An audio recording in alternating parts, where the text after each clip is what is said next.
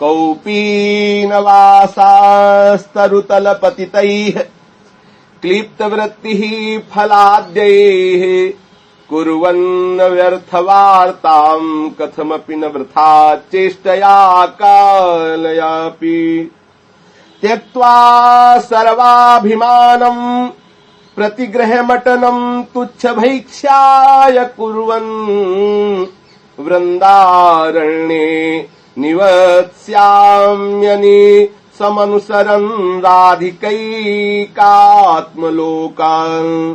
हे भाई, धारण करने के लिए कौपीन धारण करो, कंथा धारण करो, फटे पुराने कपड़ों से शरीर को ढक लो।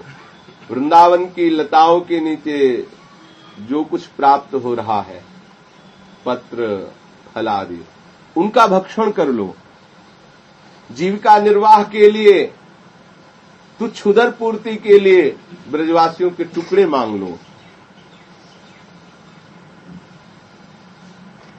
भिक्षावृत्ति से सबसे पहली कृपा यह होती है कि अभिमान नष्ट हो जाता है।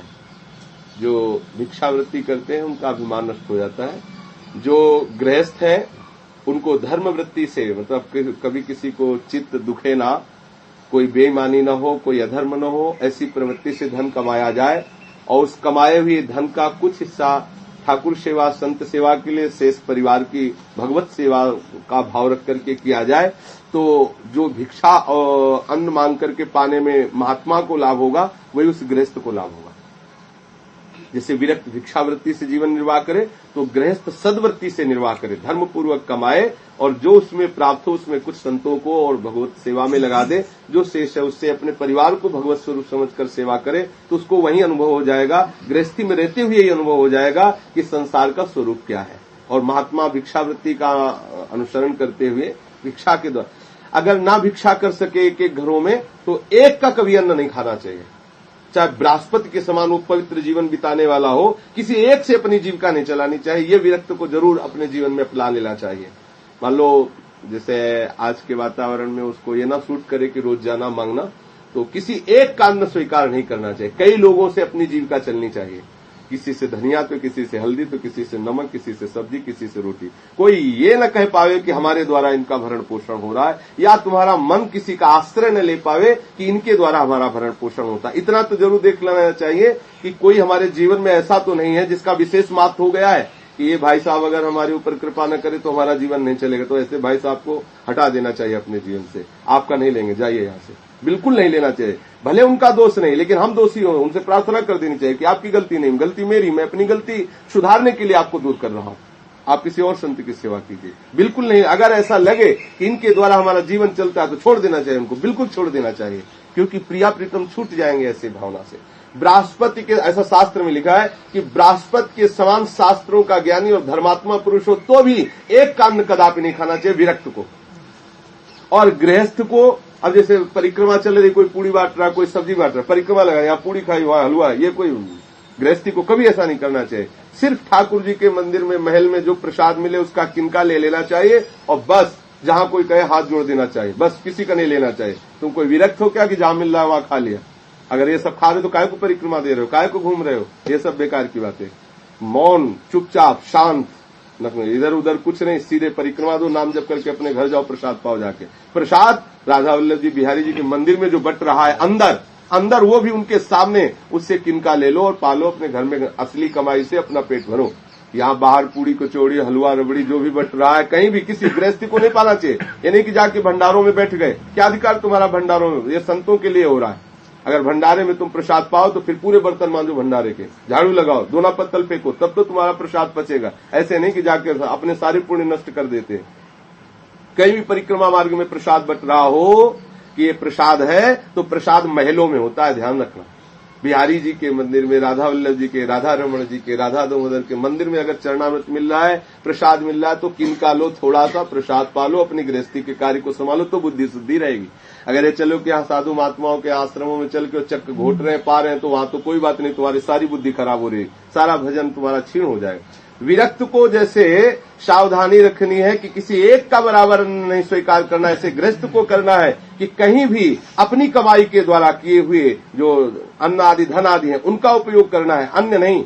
गृहस्थी में बहुत ध्यान रखनी है। अरे बोले प्रसाद है तो ठीक है, वो पुण्य लेने के लिए प्रसाद पवा रहे हैं, आपको पुण्य देना पड़ेगा अपने।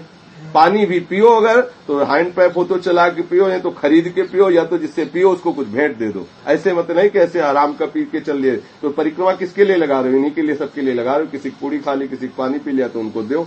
सावधान, सत्संग के बिना जीवन सुधरता नहीं है। तो अगर गृहस्थी में रहना है तो सतधर्म की कमाई के द्वारा दूसरों को सुख पहुंचाते हुए अपने परिवार का भगवत भाव से पोषण करो। विरक्ति में है तो चलो रोज ना मधुकरी वृत्ति से सही मानते हैं कि अब समय धीरे धीरे ऐसा आता जा रहा है कि शरीरों की इतनी सामर्थ्य नहीं रह गई। एक महात्मा है हमारे यहाँ, बड़े विरक्त भाव से रह रहे हैं। तो अभी कल ही आए, बोले बहुत कष्ट है शरीर में। अब तो हम कहा भैया टूट जाएगा शरीर, हम ये सब करके देख ले, आगे बढ़ो। कुछ दूध ले लिया करो, सब्जी ले लिया करो, मधुकरी मांग के सब्जी से पाके शाम के दूध ले लिया करो, तो वो शरीर चलेगा।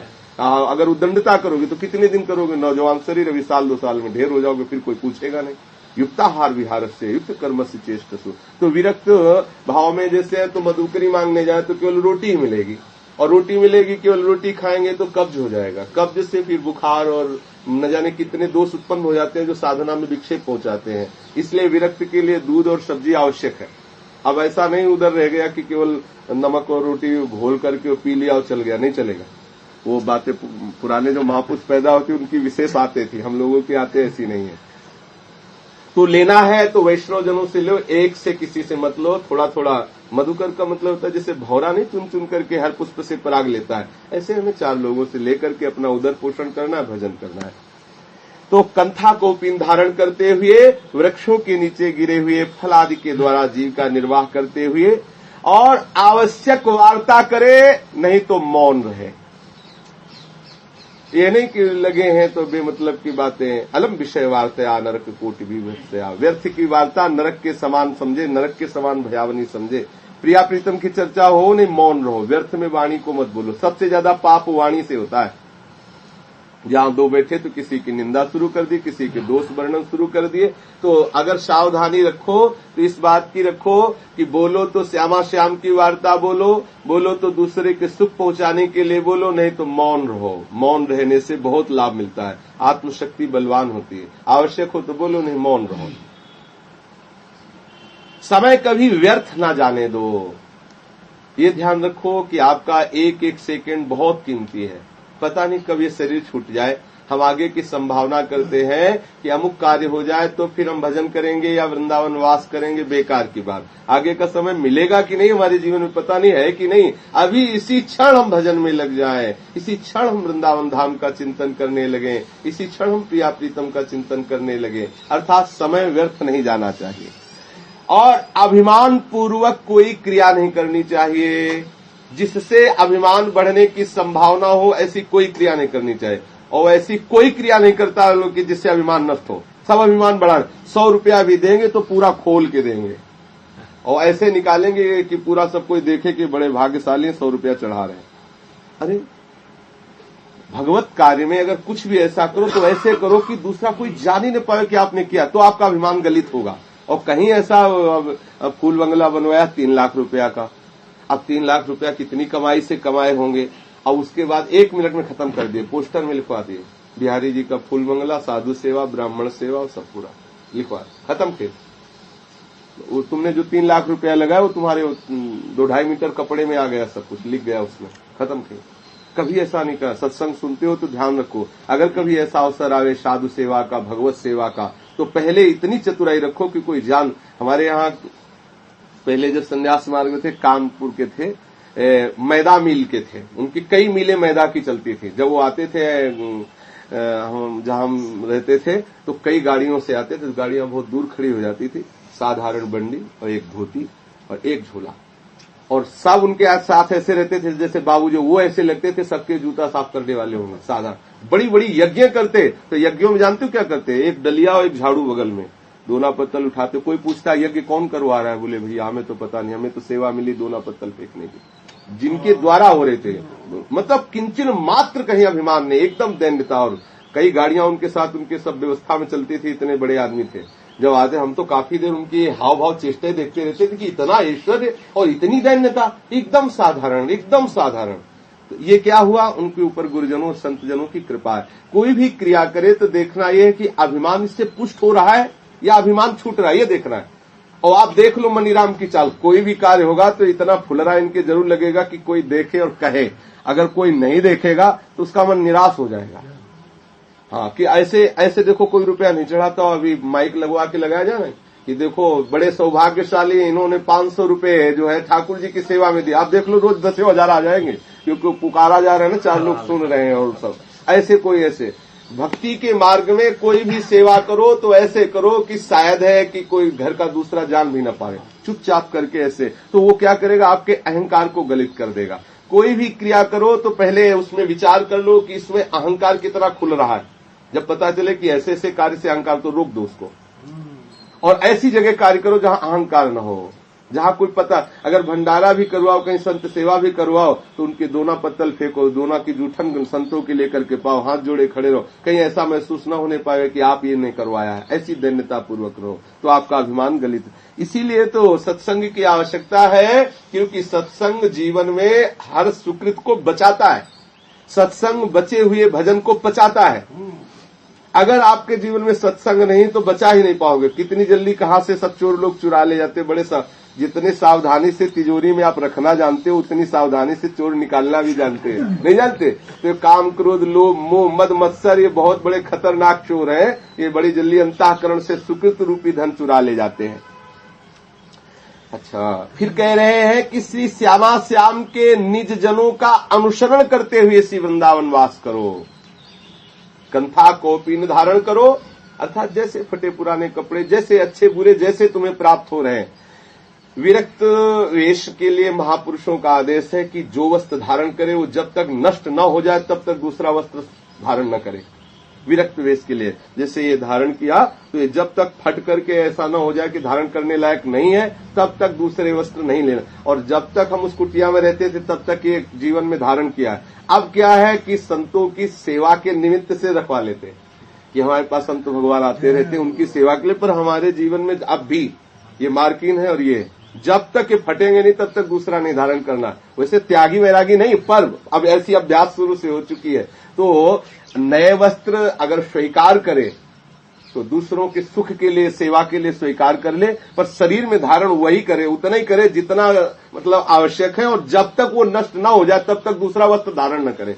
और ऐसा न करे जैसा प्राय किया जा रहा है कि जैसे हमारे यहाँ बगल में प्रेमदास जी थे, तो जब उनसे कोई बात कही जाती हमारे पास है ही नहीं कुछ, है नहीं कुछ। और जब उनका ताला तोड़ा गया, शरीर पूरा हुआ, तो मतलब एक बैलगाड़ी भर जाएगी नए कपड़ों से और एक बैलगाड़ी भर जाती पुराने कपड़े, पूरी फील्ड में निकाल। महाराज जी आए थे, गोसाई जी, उनको बैठाला गया आसन पे और सब आए, एक से एक चद्दर, एक से एक कपड़ा, एक और पुराने ढेर सारे, और 100-100 के नोट, 500 के नोट, 1000 के नोट, ये सब।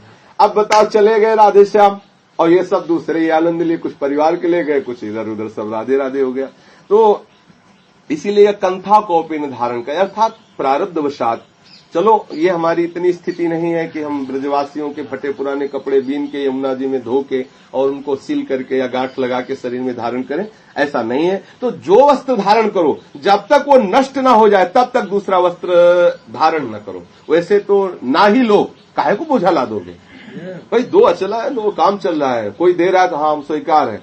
दक्षिणा की जरूरत है, हाँ भाई हमें इत्र लाना, श्री जी के लो दक्षिणा लाओ, जो कपड़ा हमें जरूरत नहीं, किसी और को दे दो। अगर जरूरत नहीं है तो किसी और को, अगर ऐसा कुछ है तो पक्का रहना चाहिए। बोले हम दूसरे के सुख के लिए ले रहे हैं, तो मतलब जैसे अब ये शास्त्रीय नियम है, एक तो कुटिया साधु को नहीं बनानी चाहिए, दूसरे की कुटिया में रहना चाहिए, जैसे सांप दूसरे के बिल में घुस के रहता है। अगर कुटिया बनाओ तो इतनी व्यवस्था करनी पड़ेगी कि अगर यहाँ कोई साधु आया और बोला राधे श्याम भूख लगी है, और आपने कर दिया अरे जाओ भूख, सर्वस्व नाश हो जाएगा। ध्यान रखना, अतिथि का सत्कार करना हो तो कुटिया बनाओ, नहीं तो न मत बनाओ। इसीलिए फिर संग्रह परिग्रह करना पड़ता है, कुछ रुपया, कुछ भोजन सामग्री, कुछ वस्त्र। धाम है, परिक्रमा, कोई संत आ जाए, कोई आ जाए कि भाई, नहीं तो कुटिया मत बनाओ। दूसरे की कुटिया में रहो, मांग के खा लो, कोई अधिकार नहीं। कोई आवे जाए, भैया मधुकरी मांगते कुछ नहीं, हो करवा में पानी रखा है, पीना तो पी लो, कुछ है ही नहीं।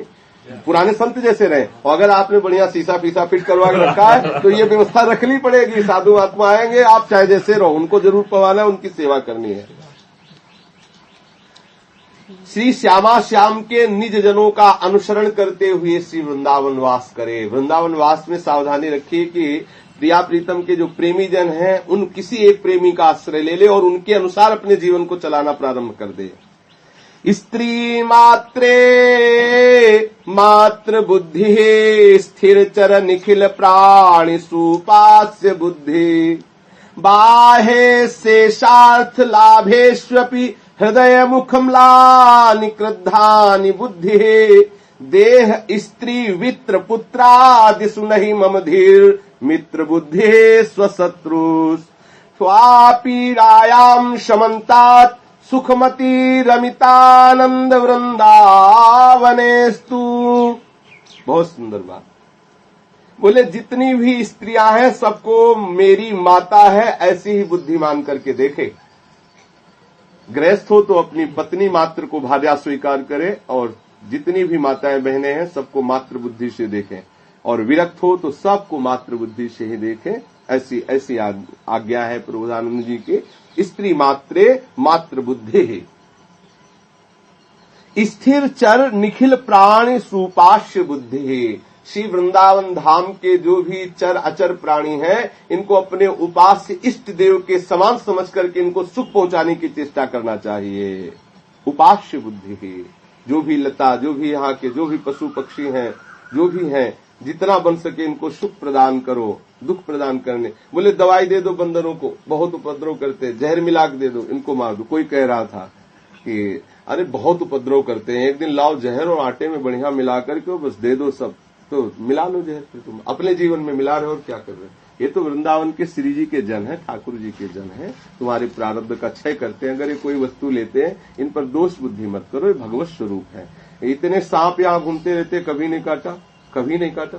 यहाँ इस लता में जो सामने है इसमें तोड़ रहे थे, पुष्प तोड़ रहे थे, चल रहा था प्रथम यथामति प्रणो श्री वृंदावन तिरम्य भाव, अंदर नीचे से सांप खड़ा था। जब उसकी भैंसे जैसी सांस लेने में आवाज नहीं, जब आवाज हुई तो नीचे दृष्टि गई तो छाती से बस इतना अंतर आया था, लता में लिपटा हुआ ऐसे। अरे एकदम एक बार तो सरक गए, पूरी लता के नीचे आ गए। बाल्टी वही रखी जिसमें फूल तोड़ रहे थे श्री जी के लिए, आराम से शांत बैठा, कोई चेष्टा ऐसी नहीं की जो भय वाले। हम अपने आप वो स्वाभाविक होता है, जैसे अभी कोई कीक दे तो देखो सुरक्षित है, लेकिन एक बार ऐसे होगा, वो ऐसे स्वाभाविक भय का। आज यहाँ सैकड़ों सांप मिले हैं, ऊपर से निकल गए, जब उसमें लेटते थे तो ऊपर से भी निकल गए, अंदर भी दिखाई, लेकिन कभी किसी को डिस्टर्ब नहीं किया, काटा नहीं है। प्रारब्ध भोग होगा तो शरीर जब नष्ट होना होगा नष्ट हो। ऐसा नहीं सांप देखा मारो मारो, वृंदावन में बिच्छू देखी मार दो, खनखजूर देखा मार दो, ऐसा नहीं। ये वृंदावन के सब, चाहे बिस्खापर हो, चाहे सांप हो, चाहे गिलहरी, कोई भी जीव है, सब वृंदावन के प्रिया प्रीतम के जीव हैं। यहाँ कह रहे चर स्थिर निखिल प्राण सुपाश्य बुद्धि। जड़ या चैतन्य कोई भी जीव है उसको उपास्य इष्ट राधा वल्लभ लाल के समान, श्यामा श्याम के समान देखो। ऐसा नहीं कि जो विश्व वाले जीव हैं उनको मारो मारो सांप। देखा कि सांप निकला था वो कोकिलावन का आश्रम है सामने, तो उसे मोटरसाइकिल से मारा जा रहा था, बैक कर करके मोटरसाइकिल चढ़ाया जा रहा था। बड़ा फण वाला सांप था, हम जा रहे थे जल्दी से निकल के चले। अब ये क्या, उनको तो मनोरंजन लग रहा है ना, नए जवान है तो ऐसे मोटरसाइकिल दौड़ा के उसको मार रहे थे। लेकिन अब ध्यान करो, यही जब प्रारब्ध बन करके तुम्हारे सामने आएगा तो चिथड़ा उड़ा देगा, फिर तुम्हें नष्ट कर देगा। हमने देखा एक संत सांप को मारा था तो अपने हाथ से खोपड़ी फोड़ते हुए उनको देखा है, मार मार के दीवार में मार के ईंटा ऐसे हो दौड़ के जाकर उनको लपेट के पागल जैसे हो कुछ। हमने ये सब क्या कर बोले, हमें कुछ होता ही नहीं कि क्या करो। प्रारब्ध जब सवार हो जाए अपने हाथ से तुम्हारे गला कटवा देगा, तुम्हारे हाथ से ही तुमको मरवा देगा, इसलिए बहुत सावधान। वृंदावन के जितने भी जीव हैं सब प्रिया प्रीतम के निज जन हैं। इनको प्रिया प्रीतम मैं समझ करके इनको ना सुख पहुंचा सको तो किसी को कष्ट मत दो। तुम्हें कोई जीव कष्ट दे रहा है तो तुम्हारे प्रारब्ध का नाश कर रहा है, जो प्रिया प्रीतम के मिलन में बाधक है। ये धाम है, ऐसा यहाँ ना सोचे कि देखो यहाँ का बंदर बड़ा दुष्ट है, कुत्ता बड़ा दुष्ट, ना ऐसा नहीं। एक बार बंदूक लाई गई, यहाँ दाना डाला जाता था ना, तो पक्षी आते थे तो बंदर आए, एक भी बंदर आया तो हजारों पक्षी बैठे उड़ गए। तो ये प्लान हुआ पूरी एक बंदूक आती है ना, वो चिड़िया उड़ाने, वो जिसमें दाना डाला जाता है, और बंदरों के मारने के लिए 2500 रुपये की आयोग राइफल की तरह होती है। तो हम पहले किसी बात में संशय हो तो महापुरुषों से पूछ लेना चाहिए। हमने किसी संत से पूछा कि महाराज जी, पक्षियों को जब चुनाया जाता है तो यहाँ के लोगों ने बंदरों को भगाने के लिए एक बंदूक मंगाई, उसमें इतना बड़ा लोहे का छर्रा पड़ता है, और वो बोले एक बार पड़ जाएगा दोबारा बंदर आएगा नहीं। तब उन्होंने कहा कि ऐसी जितनी मोर पर महत्व बुद्धि है, जितनी कबूतर और तोते पर महत्व बुद्धि है, उतनी बंदर पर भी महत्व बुद्धि हो, तब तो तुम्हारे वृंदावन वास सफल होगा। और एक आंख में तुम अंजन लगाओ, दूसरे को फोड़ दो। अरे श्रीधाम वृंदावन का मोर है तो श्रीधाम वृंदावन का बंदर भी है। उसमें स्वामी जी के आता उत्तम भोग लगाए मोर मरकट को से, उन्होंने उदाहरण भी इसका दिया कि देखो स्वामी हरिदास जी क्या करते हैं, बिहारी जी का भोग लगा करके मोर को भी पवाते हैं और बंदर, मोर मरकट को सेव है। ठाकुर जी माखन चोरी करते हैं तो आप पाते हैं और बंदरों को भी पवाते हैं। ऐसा बुरा भाव मत रखो ना किसी भी जीव के प्रति। अगर यहाँ वृंदावन वास करते हुए किसी जीव के प्रति बुरा भाव है तो प्रिया प्रीतम के प्रति ही बुरा भाव माना जाएगा। ऐसी भावना रखो। वृंदावन धाम में किसी जीव को सुख पहुंचा रहे हो तो श्यामा श्याम को सुख पहुंचा रहे हो, किसी जीव को कष्ट पहुंचा रहे हो तो अपने प्यारे को ही कष्ट पहुंचा रहे हो। ऐसा बोले हमारे यहाँ भी कहा गया है कि स्वाराध्य बुद्धिर्मम, अपने आराध्य की बुद्धि से ही मैं देखता हूं कि वृंदावने संगता, जो वृंदावन के संग को प्राप्त हो चुके हो सब राधा वल्लभ लाल ही है, ऐसा मेरी दृढ़ मति है। हरिवंश महाप्रभु कहते हैं। यहाँ प्रबोधानंद जी कह रहे हैं, स्थिर चर निखिल प्राण सुपाश्य बुद्धि, चराचर जगत में जो पूरी सृष्टि है उस सृष्टि से जो जीव वृंदावन आ गया वो साक्षात प्रिया प्रीतम के ही बुलाए हुए आया है, तो उसका हमें सम्मान करना, उसको हमें प्यार देना, कष्ट नहीं देना। अगर देते हैं तो प्रिया प्रीतम को ही देते हैं। स्त्री मात्र में मेरी मातृ बुद्धि हो, स्थावर जंगमात्मक समस्त प्राणियों में उपास्य बुद्धि हो। अच्छा, वृंदावन वास करते हुए यदि लौकिक लाभ हो तो मन खिन्न होना चाहिए और मुख में म्लानी आ जानी चाहिए, ऐसा वर्णन है।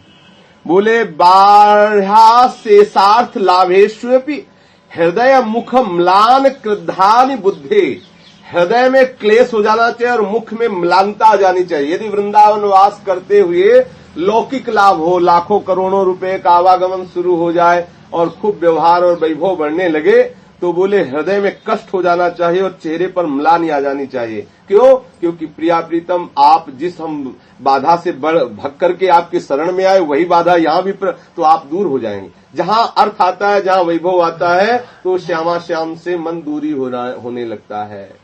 जहाँ अर्थ आया, वैभव आया, प्रिया प्रीतम का विस्मरण हो जाता है। इसी की सार संभाल में अपना जीवन खत्म हो जाता है। ये बिल्डिंग बनवानी है, वो तोड़वानी है, ये पैसा जमा करना, वो उनसे लेना। श्यामा श्याम की अष्टयाम सेवा तो छूट गई, अब अष्टयाम सेवा संसार की चलने लगती है। बोले जब कभी संसारिक पद या संसारिक उन्नति या संसारिक लाभ प्राप्त हो तो हृदय में क्लेश हो जाना चाहिए और मुख म्लान हो जाना चाहिए कि प्यारे आप तो मिले नहीं, फिर मुझे संसार में फंसा रहे हो। हर्षित नहीं होना चाहिए। जो भी वस्तु प्राप्त हो उसे फिर संतों और श्री जी की सेवा में समर्पित कर दो। देह में, स्त्री शरीर में, धन में और पुत्र आदि में बिल्कुल ममता मत रखो और अपने शरीर को जो विशेष विशेष पीड़ा देते हैं उनमें महान मित्र बुद्धि रखो। इस प्रकार सर्वदा सुख मग्न चित्त होकर के अपरिसीम आनंदमय श्रीधाम वृंदावन में वास करो। ऐसे वृंदावन वास करो। तिक्ति भूता विमुक्तिर्विषय मनिरयवद्भाति सर्वेन्द्रियार्थः, सर्वे भोगा भवन्ति प्रबल गरल बन्हद्भट ज्वाल कल्पाः, कीट प्रायाः समस्त प्रवर सुरगणाः, सिद्धयश्चेन्द्रजाल प्रायाः संस्वाद्य वृंदावन, रसिक रसम माद्यते मेद्य हृदयम। वृंदावन वास करने वाले को मोक्ष कड़ुआ लगता है। बोले तिक्ति भूता विमुक्तिर, जो विमुक्ति है, जो मोक्ष है, उसे कड़ुआ लगता है, अर्थात मोक्ष के प्रति उसकी आस्था नहीं रहती जो वृंदावन धाम का प्रेमी है। फिर समस्त इंद्रियों के विषय विषम नरक के समान प्रतीत होते हैं। जो इंद्रियजन्य विषय हैं वो नरक के समान प्रतीत होते हैं।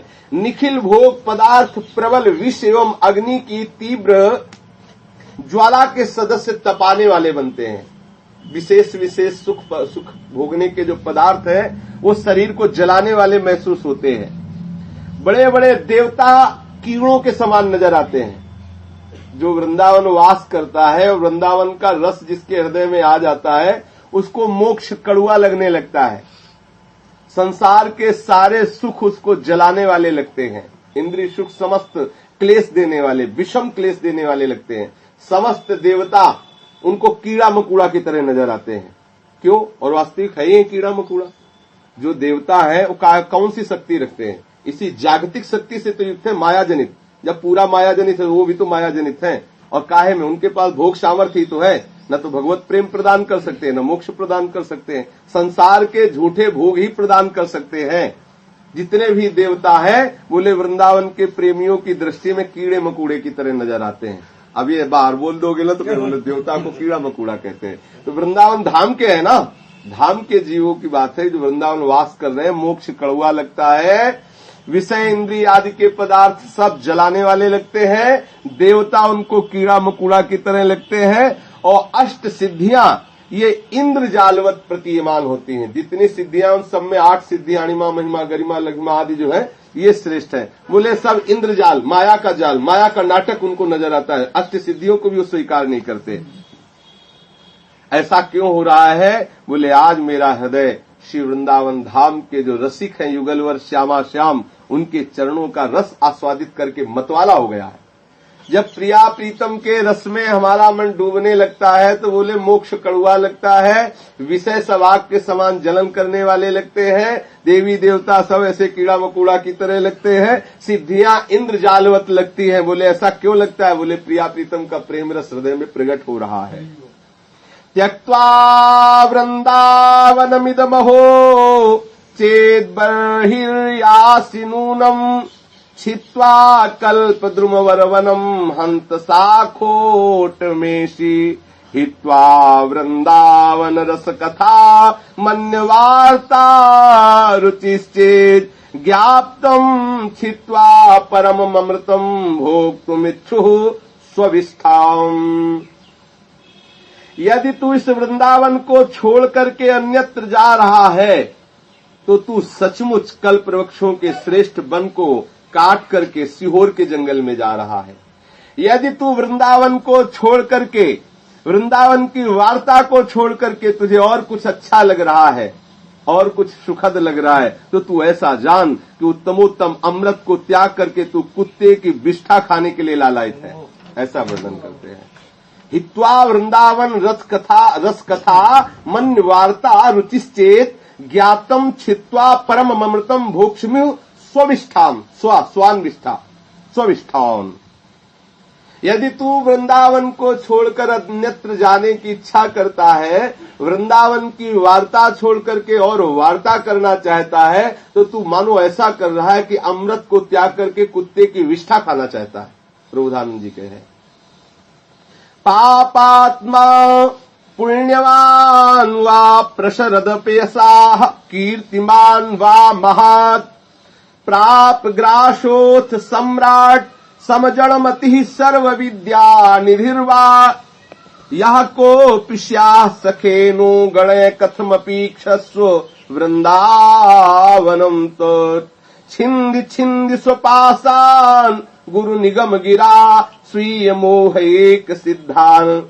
यदि तुम बहुत बड़े पापी हो तो कोई बात नहीं, बहुत बड़े पुण्यात्मा हो तो कोई बात नहीं, तुम्हारी बहुत कीर्ति हो रही तो कोई बात नहीं, अब कीर्ति है तो कोई बात नहीं, तुम बहुत बड़े दरिद्र हो तो कोई बात नहीं, बहुत बड़े सम्राट हो तो कोई बात नहीं, बहुत बड़ी जड़मती है तो कोई बात नहीं, बहुत विद्या विशारद हो तो कोई बात नहीं, तुम जैसे हो आ जाओ वृंदावन।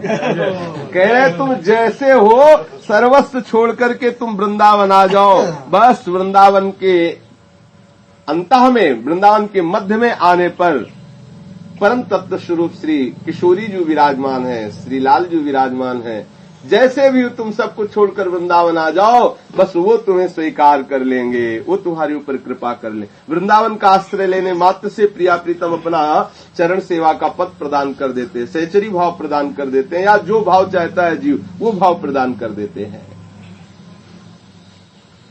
हे सखे नाहंता ममृते वृथा कुरु सखे, देहालय स्त्रियादिके छित्वा दुर्जर श्रृंखलम गुरुगिरा, ते मोह मात्रोदितम् वृंदारण्यमुपेत्य शीघ्रमखिलानंदैक साम्राज्य सत् कंदम कंद फलादिवृत्तिरनिशम तन्नाथ लीलाम स्मर। हे सखे, इस शरीर और घर और स्त्री और धन, इसमें मैं और मेरेपन का त्याग करके सीधा वृंदावन को आओ। शरीर, स्त्री, धन और जो भी स्वजन संबंधी आदि हैं, घर आदि हैं, बोले इनमें मैं और मेरेपन का त्याग कर दो और वृंदावन को आ जाओ। समस्त साम्राज्य सुख के बीज स्वरूप श्री वृंदावन में शीघ्र पहुंच करके और गुरु आज्ञा का पालन करते हुए समस्त जंजीरों को तोड़ करके कंद मूल फल जो भी प्राप्त हो उसको पाते हुए अपने जीवन को धारण करो और श्री वृंदावन में श्री वृंदावन चंद्र की लीला का निरंतर गायन और स्मरण करो। ना कुरु मिथ्या देह गेहाद्यपेक्षाम मृतिमखिल पुमर्थ भ्रंसिकाम विद्धि मूर्धनि, चल चल सुहृदद्यैवाभिमुखेन वज्रादपि च हृदि कठोर श्री वृंदावनस्य। मिथ्या झूठे शरीर और घर की परवाह न करो। झूठा घर है, झूठा देह है, ये झूठे संबंध है, इनकी परवाह न करो, अर्थात इनकी आसक्ति में आकर के वृंदावन से विमुख मत हो। समस्त पुरुषार्थों का नाश करने वाली मृत्यु तुम्हारे सर पर खड़ी है, ये ध्यान करो। बंधु, आज अभी इसी क्षण श्री वृंदावन के लिए चल दो, वज्र के समान हृदय को कठोर करके। आज अभी इसी क्षण वृंदावन को चल दो, हृदय को कठोर कर लो। देखो, ये महापुरुष जन जो बोल रहे हैं परम पद की प्राप्ति के लिए बोल रहे हैं कि छोड़ो, सारे कर्तव्य छोड़ो, सारे धर्म छोड़ो, सीधा वृंदावन का आश्रय लेकर श्यामा श्याम का गुणगान करो। अपने आप श्यामा श्याम आपका भरण पोषण अपने आप सारी व्यवस्था करेंगे। सारे जगत के कर रहे हैं, फिर अपने शरणागत का वो नहीं करेंगे। बंधु, आज ही हृदय को वज्र के समान कठोर करके चलो चलो, सीधा वृंदावन को चलो। श्री वृंदावन धाम की